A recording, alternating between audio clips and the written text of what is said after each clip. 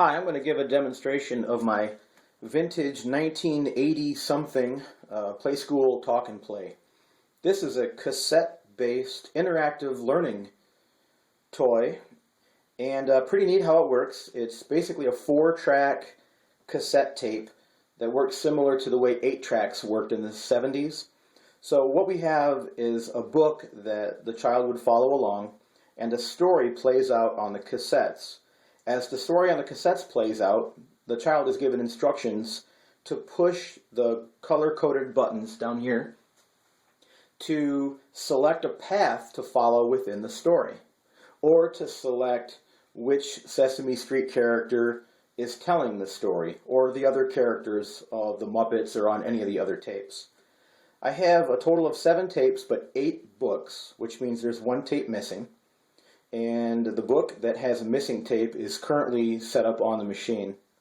So I'll play a couple tapes, show you how the stories work, show you that the record function works.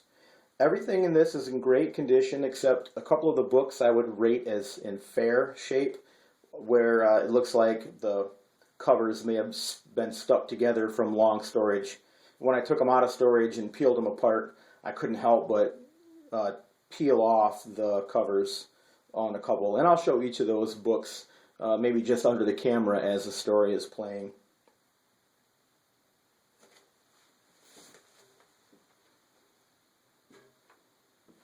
This toy would also be a circuit bender's dream because it contains a nice little area on the inside. Well, lots of room for components, or with this door right here, it would make an easy way to attach potentiometers or switches or any other controls that the electronics buff might want to put on there. So this could be a really great platform for circuit bending. The battery compartment also is in great condition. The battery terminals aren't corroded at all. So let's see, let's just start with, can you tell me how to get to Sesame Street? Sorry for the bump.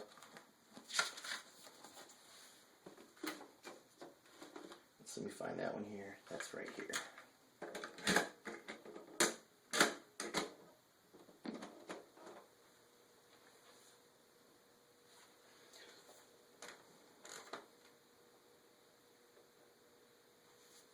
You can see there on the cover. Sweeping the clouds away. Can you tell me how to get... Oh, hi! I'm really glad you decided to play this tape and read this book, because it will tell you how to get to Sesame Street. I'm on my way there now, so you can come with me. This machine can help you get to Sesame Street. All you have to do is push the buttons, and all your friends on Sesame Street will give you directions. Let's give it a try. Push the green button now.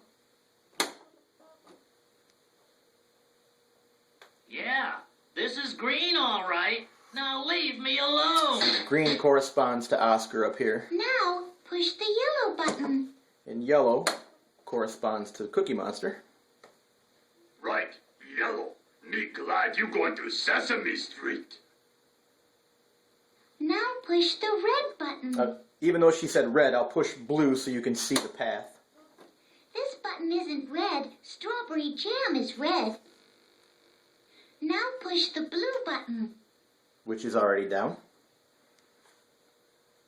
Yes, blue. Such a cute color. See you on Sesame Street.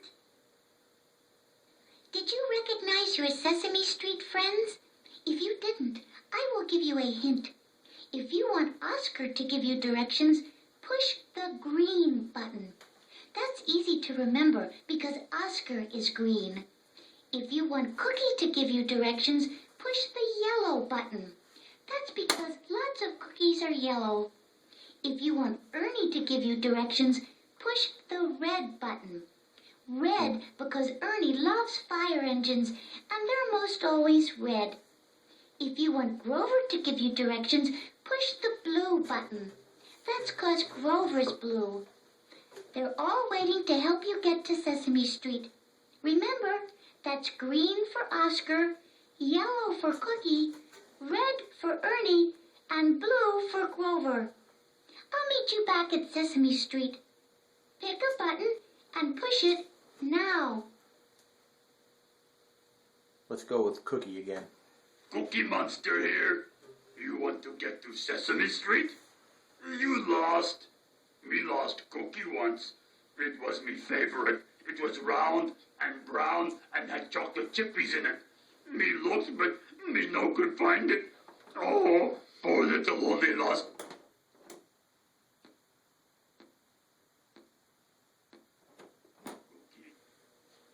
Sorry. How to get to Sesame Street? Big Bird on next page. He tell you. You turn the page to Big Bird. Here, Cookie, Cookie, Cookie.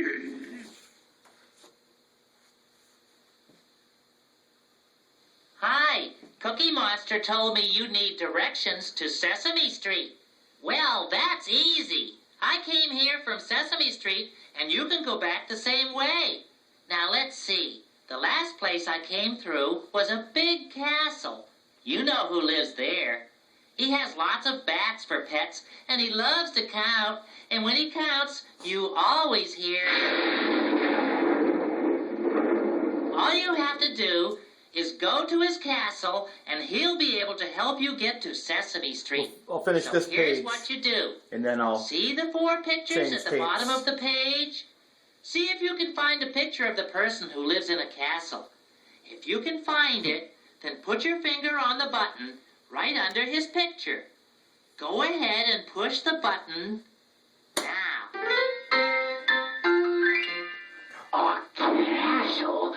Gee, I don't live in a castle. I live in a cave. So I don't think I'm the one who Bird was trying to think of. I think you should look at the pictures on the buttons and try it again. Yep.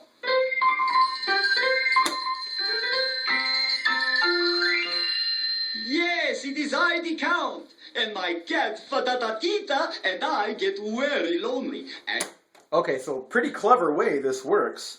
A bunch of linear stories that are logically bound together with these color-coded buttons. I love the concept. So I pointed out 2 of the books earlier. These are the worst ones. Obviously, the covers were torn, and they stuck to the backs of some of the others. So when they were together in storage, and then I took them apart, some of the covers peeled off on the back side of the other book.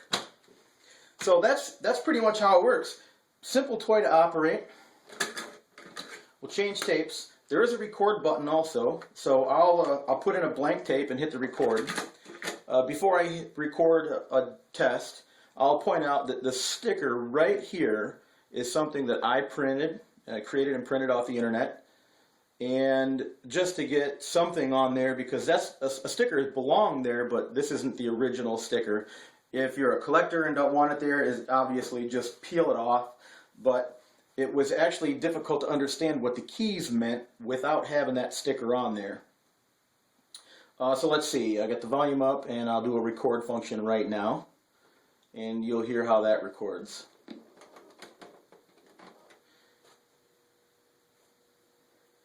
Test 1 2, test 1 2, 2 1 test, 2 1 test. I'll rewind it.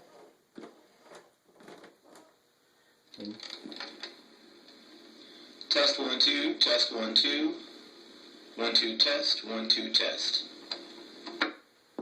So you can hear my voice sounded a little digital, not really digital, but just sounded kind of phlegmy. That's because of the mic, I think. Probably not the best recording microphone.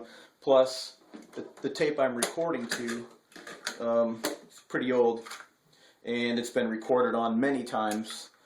I did clean the tape heads using this cleaner and demagnetizer.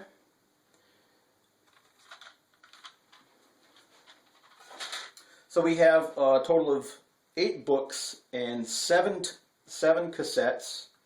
We do a great job with packaging. We waste no time with shipping. So this would be great for a collector. Still usable for children today, although with iPads, I don't know many children that would actually play with something like this. Pushing real buttons, though, has no comparison to pushing buttons on an iPad. A real button to push feels way better than a piece of glass. And then there's the potential as a platform for circuit bending. So hopefully this is something you're interested in, and thanks for watching.